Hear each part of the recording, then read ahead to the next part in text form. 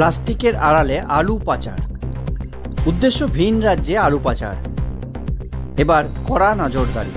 Plastic ব্যাগের আড়ালে আলু পাচারের চেষ্টা করা হলো। 510 ব্যাগ আলু ধরা পড়ল বাংলা ঝাড়খণ্ড সীমানাতে। তবে এবারে রুট বদল, জাতীয় সড়ক নয়, সীমানার গৌরাণ্ডি ব্রিজ দিয়ে পাচারের চেষ্টা করা হচ্ছিল। তার আগেই বারাবণী থানার পুলিশ ধরে ফেলে। তবে এই বিষয়টি পুলিশের নজর এড়িয়েই হচ্ছিল। উপরে প্লাস্টিকে ঢাকা, চালানে লেখা প্লাস্টিক ব্যাগ, ভিতরে পাওয়া গেল 510 ব্যাগ আলু।